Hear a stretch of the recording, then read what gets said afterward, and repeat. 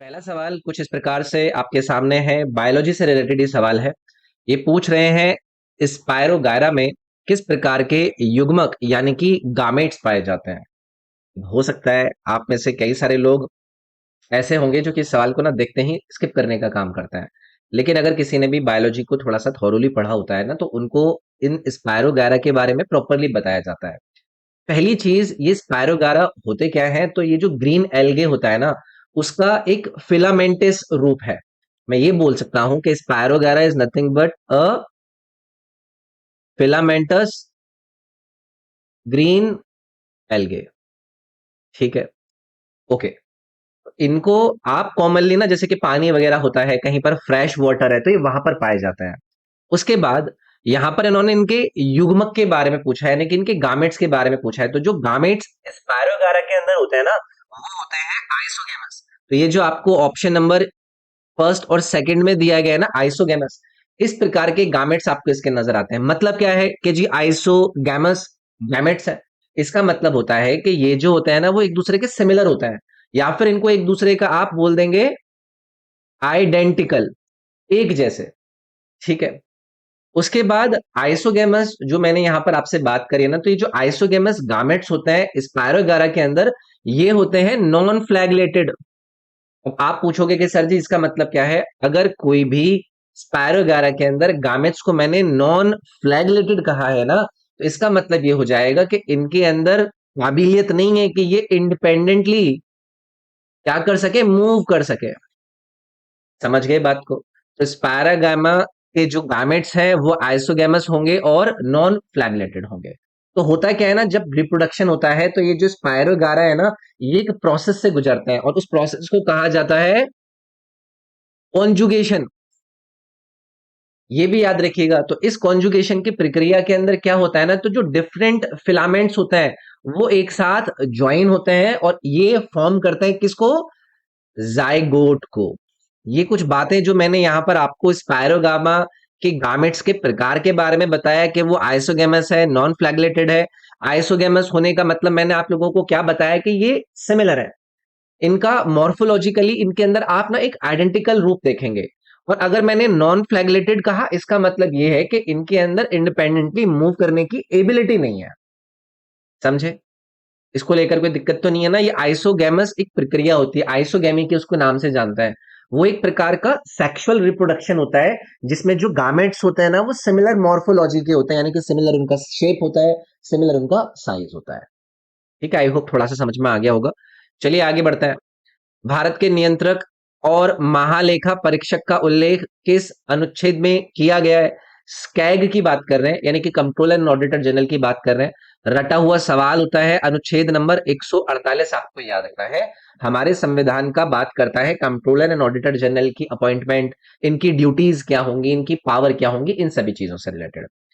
दूसरी चीज आप पूछोगे कि सर जी ये जो सीएजी है इनकी रिस्पॉन्सिबिलिटी क्या होती है। तो देखो, केंद्र और राज्य सरकारों का जितना भी खर्चा हुआ है, उन खर्चों की ऑडिटिंग करने का काम करता है ये आपका सीएजी।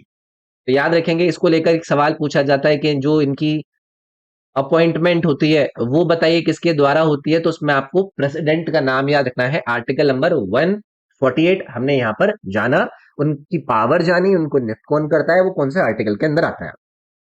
उसके बाद एक आर्टिकल और दिया गया है यहाँ पर आपको, आर्टिकल 154। ये आपका भारत के संविधान के किस प्रोविजन से संबंधित है। तो जो राज्य के अंदर गवर्नर होते हैं ना, उन गवर्नर की जो एग्जीक्यूटिव पावर है उनसे संबंधित है आपका ये आर्टिकल नंबर 154। तो ये कहता है कि भाई जो एग्जीक्यूटिव पावर होती है ना, ठीक है। तो एक आर्टिकल दिया भाई इन्होंने आपको, आर्टिकल 156। ये भारतीय संविधान का आर्टिकल किससे डील करता है कि जो गवर्नर है उसकी ऑफिस ऑफ टर्म, यानी कि कितने साल तक ये आपके जो गवर्नर है या फिर इनका जो पद है वो कितने समय तक होल्ड कर सकता है। तो ये कहते हैं कि जब तक इनकी राष्ट्रपति जी की इनके ऊपर कृपा है, प्लेजर है, तो ये ऑफिस होल्ड कर सकते हैं। और जो मिनिमम जो समय है वो 5 साल का होता है। तो ये रहा आपका आर्टिकल नंबर 156। आर्टिकल 136 बहुत इंपॉर्टेंट है। ये हमारी जुडिशरी से संबंधित है। तो ये क्या करता है ना, जो हमारा सुप्रीम कोर्ट है, सर्वोच्च न्यायालय है, उनको एक स्पेशल लीव ग्रांट करता है कि आप सुप्रीम कोर्ट के अंदर जाकर अपील कर सकते हैं। इसमें सुप्रीम कोर्ट को एक पावर दी गई है, वो कौन सी पावर है? सुप्रीम कोर्ट की विवेकशील पावर है, एक डिस्क्रिशनरी पावर है, जिसमें वो कोई भी जजमेंट हुआ हो, कोई भी डेक्री दिया गया हो, कोई भी डिटर्मिनेशन किया हो, किसी को सेंटेंस दिया हो, तो उसको लेकर एक अपील कर सकते हैं आप। तो इन सभी अनुच्छेदों को याद रखिएगा, सारे के सारे इंपॉर्टेंट थे। भारत की जनगणना 2001 के अनुसार भारतीय पुरुषों के प्रवास का मुख्य कारण निम्नलिखित में से क्या है? भाई, जो इंडियन मैन माइग्रेट करते हैं उसका मेन रीजन आपको बताना है 2001 के सेंसस के अनुसार। अब आप में से कई सारे लोग कहोगे कि कभी हमसे कहा जाता है कि 2011 के सेंसस के इंपॉर्टेंट फैक्ट और सवालों को याद रख लीजिए, और यहां पर हमसे 2001 की बात कर ली। तो होता है क्या है ना, जब हम थोड़ा सा पीछे मुड़कर देखते हैं तो हमें ना लोगों को जो काम करना होता है, उनकी जो बेरोजगारी है, उस बेरोजगारी को दूर करने के लिए उनको एम्प्लॉयमेंट जो चाहिए, तो वो मेन कारण उस समय पर रहा था, क्योंकि उतनी ज्यादा अपॉर्चुनिटीज नहीं थी। तो इसमें वर्क एंड एम्प्लॉयमेंट वाला रीजन आपको याद रखना है भारतीय पुरुषों के माइग्रेट करने के मुख्य कारण के रूप में। ठीक है, आगे बढ़ेंगे भाई। गति और उनके उदाहरणों के संबंध में गलत युग्म को पहचाने, इनकरेक्ट पेयर को आपको आइडेंटिफाई करना है मोशन और उसके एग्जाम्पल को लेकर। पहला है पीरियडिक मोशन। क्या पीरियडिक मोशन का एग्जाम्पल जो क्लॉक है हैंड्स की वो होती है? बिल्कुल ठीक है ना भाई। पीरियडिक मोशन यानी कि आवर्त गति क्या होती है? एक प्रकार की ऐसी गति होती है जो कि अपने आप को एक रेगुलर इंटरवल के बाद क्या करती है? रिपीट करती है। तो हैंड ऑफ द क्लॉक अपने आप को एक रेगुलर इंटरवल टाइम के बाद रिपीट तो करती है। तो ये वाला तो आपका करेक्ट था, लेकिन हमें इनकरेक्ट बताना है। दूसरा है oscillatory motion, earth moving around the sun. दोलन गति क्या सूर्य के चारों ओर घूमती पृथ्वी इसका उदाहरण है? दोलन गति होती क्या है? एक प्रकार की पीरियडिक मोशन है, पीरियडिक मोशन है ऑस्किलटरी मोशन। जब कोई ऑब्जेक्ट बैक एंड फोर्थ अपनी मेन पोजीशन के करता है, ये मेन पोजीशन है, इसके बैक एंड फोर्थ अगर कोई आपका पार्टिकल मोशन कर रहा है तो उसको हम ऑस्किलटरी मोशन करते हैं। तो आप मुझे बताओ कि आपके सन के चारों ओर चक्कर लगाती हुई पृथ्वी क्या आपकी एक मेन पोजीशन के to and fro back and forth motion कर रही है? नहीं ना। तो इसीलिए ये वाला आपका इनकरेक्ट हो जाता और हमसे इनकरेक्ट ही पूछा गया था। तो ये मोशंस हमें पता होनी चाहिए यार। जैसे यहाँ पर ट्रांसलेटरी मोशन है जिसको स्थानांतरण गति कहते हैं। इसमें क्या होता है, एक ऑब्जेक्ट के जो पार्ट है, जो भाग है, वो सेम डायरेक्शन में एक गिवन टाइम के अंदर आपका मूव करता है। जैसे कि एक कार है, कार चल रही है, कार के अंदर आप बैठे हो, आपकी गर्लफ्रेंड बैठी है और आप गर्लफ्रेंड की मम्मी बैठी है, तो एक साथ मूव कर रहे हो ना एक ऑब्जेक्ट के अंदर, उसके सभी जो पार्ट है, तो इसको हम ट्रांसलेटरी मोशन कहते हैं। चलो भाई आगे बढ़ेंगे। भारतीय राष्ट्रीय कांग्रेस का 1912 का अधिवेशन बिहार में कहां पर आयोजित किया गया था? पहली चीज, 1912 का आईएनसी का सेशन बिहार में हुआ था, इसको याद रखेंगे। दूसरी इंपॉर्टेंट चीज है, ये बांकीपुर के अंदर आयोजित करा गया था भाई। ठीक है, तो ये ना एक लोकेलिटी है जो कि पटना के अंदर है, बांकीपुर, इसको याद रखिएगा। अच्छा, 1912 का आईएनसी का सेशन बेहद इंपॉर्टेंट हो जाता है, क्यों? क्यों बताइए? ये इसलिए इंपॉर्टेंट हो जाता है कि जो हमारा स्वदेशी मूवमेंट था ना, वो इस सेशन के अंदर आकर इसको हमने कंटिन्यू रखने की बात करी थी। तो ये आप लोगों को याद रखना है। ठीक है, आगे बढ़ेंगे। भीमराव अंबेडकर द्वारा मंदिर प्रवेश आंदोलन किस वर्ष शुरू किया गया था? देखो, हमारे भीमराव अंबेडकर जी के द्वारा बहुत सारे इंपॉर्टेंट मूवमेंट चलाए गए। जो लोगों को किसी भी अधिकार से वंचित रखा जाता था, स्पेशली उसके लिए ये खड़े होते थे। तो ये आपको 1927 का एक मूवमेंट याद रखना है जिसको हम टेम्पल एंट्री मूवमेंट के रूप में जानते हैं। इसका उद्देश्य यही था कि जो दलित थे, जो अनटचेबल लोग हुआ करते थे, उनको हिंदू टेम्पल के अंदर ये एंट्री नहीं करने देते थे। ठीक है, तो महाराष्ट्र के अंदर एक टेम्पल था, हो सकता है कल को ये वाला पूछ ले कि इस टेम्पल का नाम बताइए। तो महाराष्ट्र के नासिक में एक टेम्पल है, टेम्पल का नाम याद रखिएगा और 1927 का समय याद रखिएगा, ये था कालाराम टेम्पल। ठीक है, तो ये डॉक्टर भीमराव अम्बेडकर का एक मूवमेंट था। मई 2021 में एन रंगास्वामी ने पुडुचेरी के मुख्यमंत्री के रूप में शपथ ली। उन्होंने किस पार्टी की स्थापना करी थी? करंट अफेयर रिलेटेड सवाल होते हैं, लेकिन करंट अफेयर में सिर्फ यही तो है कि भाई 2021 के अंदर एन रामास्वामी ने चीफ मिनिस्टर के पद पर शपथ ली थी पुडुचेरी की, लेकिन इन्होंने किस पार्टी को फॉर्म किया था, ये एक स्टैटिक सवाल बन गया। तो इसीलिए क्या होता है ना, करंट अफेयर में किसी भी इंपॉर्टेंट पर्सनालिटी के बारे में पढ़ते हुए उसके द्वारा स्थापित करेगी किसी भी इंपॉर्टेंट चीज, उन्होंने कब कौन सा अवार्ड मिला, वो क्यों इतने ज्यादा प्रसिद्ध है, ऐसी बातें पूछ ली जाती हैं। ठीक है, तो इसमें आपको ये जो ऑल इंडिया एनआर कांग्रेस है ना, इसको इन्होंने स्थापित किया था 2011 में। ये वाली बात आपको याद रखनी है। ठीक है। और इन्हीं की लीडरशिप के अंदर ये 2021 के अंदर यहाँ पर चुनाव जीत कर आए हैं। निम्नलिखित में से कौन मई 2022 में जूनियर विश्व भारोत्तोलन चैंपियनशिप में स्वर्ण पदक जीतने वाला पहला भारतीय बने? करंट अफेयर रिलेटेड सवाल है। हर्षदा शरद गरुड़ का नाम इसमें आपको याद रखना है।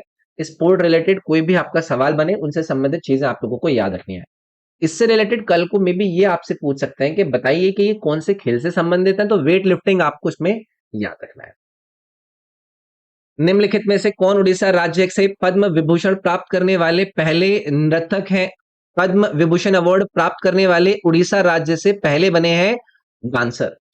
पद्मा अवार्ड जब भी आपके आते हैं ना, उन पद्मा अवार्ड के अंदर कुछ इस प्रकार के व्यक्ति जो कि किसी डांस से संबंधित है, किसी राज्य से आते हैं, और फिर वो किसी राज्य के पहले ऐसे डांसर बन जाए, तो ये इंपॉर्टेंट स्टैटिक जीके का सवाल बन जाता है। तो इसमें आपको केलुचरण महापात्र का नाम याद रखना है। इसके अलावा इस साल के जो पद्मा अवार्ड्स हैं, कृपया करके उसके अंदर जिस जिसको अवार्ड मिले उनके बारे में संबंधित जानकारी प्लीज देखिएगा।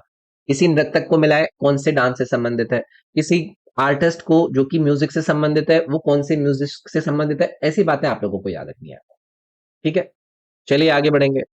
वैसे ये पुराना सवाल है, ये ऐसे नहीं है कि ये इस बार के पिछले साल के या 2022-23 के पद्मा अवार्ड थे, इनको 2000 में मिला था। तो ये उड़ीसा राज्य का एक इंपॉर्टेंट स्टैटिक जीके का सवाल है, तो ये पूछ लिया इन्होंने भाई। अब इसमें क्या है ना, इसमें हो सकता है कल को ये पूछ लें कि इनका नाम देकर कि केलू चरण महापात्र बताइए दिए गए चार विकल्प में से कौन से डांस से संबंधित है, तो आपको उसमें उड़ीसी याद रखना है। ऐसे हो सकता है कल को पूछ सकता है। जब लोहे और पानी की प्रतिक्रिया होती है तो कौन सी गैस उत्पन्न होती है? तो आपसे पूछा जा रहा है कि जब आयरन और वाटर रिएक्ट करते हैं तो कौन सी गैस उत्पन्न होती है? तो आयरन और गैस को रिएक्ट अगर मैं कराऊं, Fe आपका आयरन हो गया, इसको मैंने किसके साथ रिएक्ट कराना है? H2O के साथ। एकमात्र आपके दिमाग में यही आएगा कि ये हाइड्रोजन जो है ना, ये निकल रही होगी। हमें इसको बैलेंस करने की भी जरूरत नहीं है, हमें ये भी लिखने की जरूरत नहीं है कि यहाँ से Fe3O4 निकलता है, कोई बात नहीं। लेकिन गैस तो हाइड्रोजन ही निकलेगी, ऑक्सीजन नाइट्रोजन या ऐसे तो कुछ निकलेगी नहीं ना। तो यहाँ पर आपका हाइड्रोजन ऑप्शन करेक्ट होता है। आगे बढ़ेंगे। संकल्प गुप्ता निम्नलिखित में से किस खेल से संबंधित है? संबंधित व्यक्ति और उनके खेल सवाल पूछे जाते हैं, तो ये चेस से संबंधित है। हाल फिलहाल में कोई भी स्पोर्ट रिलेटेड एक्टिविटी अगर चल रही हो तो आप लोगों को याद रखना है। अब जैसे ये संकल्प गुप्ता है, तो इन्होंने जो इंटरनेशनल मास्टर है ना, उसको चेस के टाइटल को इन्होंने जीता था उस समय पर। तो इस तरीके से सवाल पूछ लेता है। भारत में यात्री यातायात का लगभग कितना प्रतिशत सड़क मार्ग से होता है? यानी कि जो परसेंटेज है पैसेंजर ट्रैफिक का, वो बताइए कि रोड्स के थ्रू आपका हमारे देश के अंदर होता है। कुछ ना रिपोर्ट वगैरह आती रहती है, उन रिपोर्ट में ऐसे डेटा ये देते हैं, तो भारत के अंदर रोड्स को सबसे ज्यादा प्रेफर किया जाता है ट्रांसपोर्ट करने के लिए, अगर कोई भी यात्री ट्रेवल कर रहा है। तो ये 87% आपको याद रखना है। कोई भी इंडेक्स है, कोई भी डेटा है, उसको लेकर उसमें जो भी डेटा दिया गया है उसको एक बार देखना है आपको। निम्नलिखित में से कौन सा वर्ग कछुआ के परिवार को शामिल करता है? यानी कि इसमें कौन सी क्लास है जो कि फैमिली ऑफ टर्टल से आपका संबंधित है? टर्टल आपका रेप्टिलिया कैटेगरी से बिलोंग करता है, सरीसृप। इसमें आपका सांप भी आ जाता है, छिपकलियां भी आ जाती हैं, क्रोकोडाइल भी आ जाता है। तो अलग अलग जो स्पीशीज होते हैं उनकी क्लास पूछ ली जाती है, तो टर्टल आपके रेप्टिलिया क्लास से आपके बिलोंग करेंगे। ठीक है। रेप्टिलिया क्लास को लेकर कुछ इंपॉर्टेंट कैरेक्टरिस्टिक्स होते हैं, जैसे कि इनके अंदर हम कोल्ड ब्लडेड मेटाबॉलिज्म देखते हैं, इनकी जो स्किन होती है वो स्कैली होती है, एग वगैरह देते हैं। इस तरीके के इनसे कैरेक्टरिस्टिक भी आपको याद रखना है। किसके द्वारा बनाए गए कुछ तालों में त्रिमुखी, पंचमुखी, सप्तमुखी और नवमुखी शामिल है? Some of the tal invented by whom include trimukhi, panchmukhi, saptamukhi and navmukhi. भाई देखो, हमारे देश के इंपॉर्टेंट वादक, ऐसे ही यहाँ पर एक इंपॉर्टेंट दक्षिण भारत के कार्नेटिक म्यूजिक के वोकलिस्ट और म्यूजिशियन है, और कई सारे इंस्ट्रूमेंट ही बजाते हैं, प्लेबैक सिंगर रह चुके हैं, कंपोजर है, और इन्होंने एक्टिंग भी करी है। नाम याद रखिएगा, एम बाल मुरली कृष्ण, इनको याद रखिएगा। तो इनकी थ्योरेटिकल और प्रैक्टिकल एस्पेक्ट में कार्नेटिक म्यूजिक के अंदर बहुत बड़ा इनका एक प्रकार से इनके अंदर नॉलेज है। इनके द्वारा ही ये जो राग है, ये ताल है, इनको इन्वेंट किया गया था, जिसमें हम त्रिमुखी, पंचमुखी, सप्तमुखी और नवमुखी की बात कर रहे हैं। कई सारे अवार्ड जीत चुके हैं, पद्म विभूषण जीत चुके हैं, संगीत नाटक एकेडमी भी जीत चुके हैं, इनका जो कार्नेटिक म्यूजिक के अंदर योगदान है उसको लेकर। ठीक है। चलिए, भी मौलिक अधिकारों के संबंध में निम्नलिखित में से कौन सा कथन गलत है? इनकरेक्ट बताना है फंडामेंटल राइट्स को लेकर। एक एक करके पढ़ेंगे। पहला, संविधान में मौलिक अधिकारों का उल्लेख अनुच्छेद 12 से 35 तक किया गया है। ये तो ठीक है भाई। मौलिक अधिकारों को कानून द्वारा लागू किया जाता है, बिल्कुल ठीक है। अनुच्छेद 21 जीवन के अधिकार की गारंटी देता है, यानी कि राइट टू लाइफ देता है, बिल्कुल ठीक है। मौलिक अधिकार ब्रिटिश संविधान से लिए गए हैं, ये आपसे पूछ रहे हैं, तो क्या ये आपका स्टेटमेंट यहाँ पर इन्होंने गलत दिया है? बताइए। फंडामेंटल राइट्स की कभी भी बात होती है तो ये जस्टिसेबल होता है, इसका मतलब होता है कि कोर्ट के लॉ के अंदर जाकर इनको हम क्या कर सकते हैं, इन्फोर्स करा सकते हैं, ठीक है।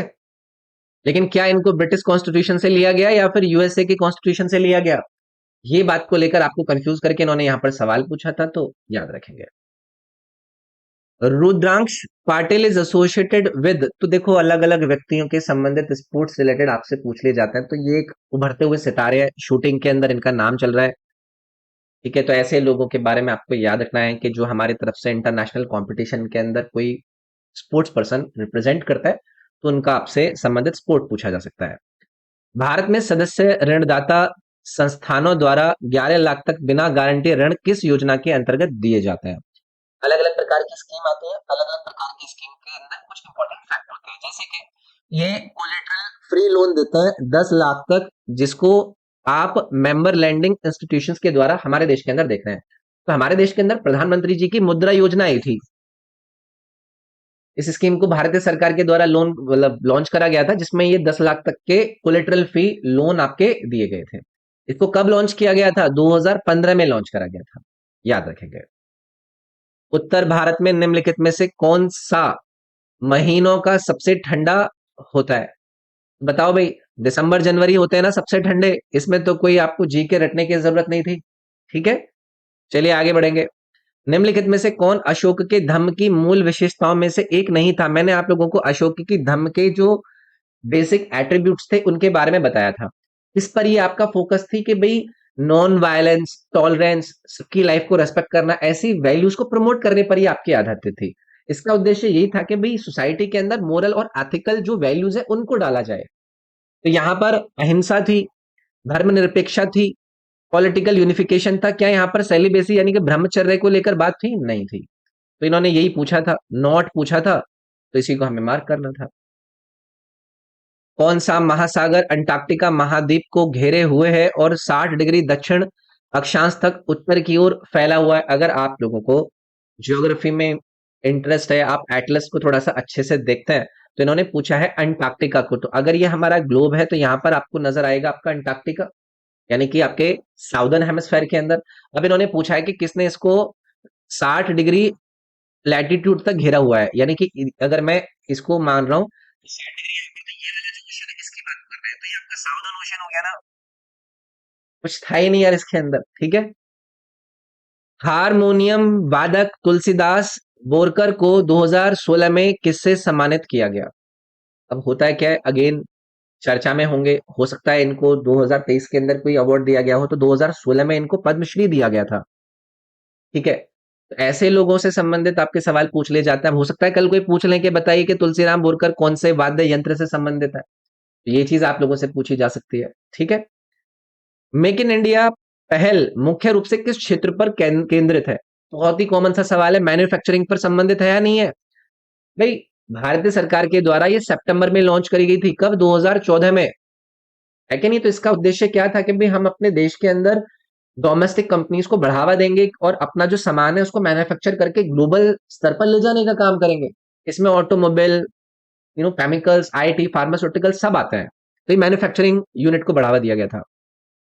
भारत में मुगल वंश के संस्थापक बाबर का वास्तविक नाम क्या था? सभी लोग आंसर कहेंगे जाहिरुद्दीन मोहम्मद।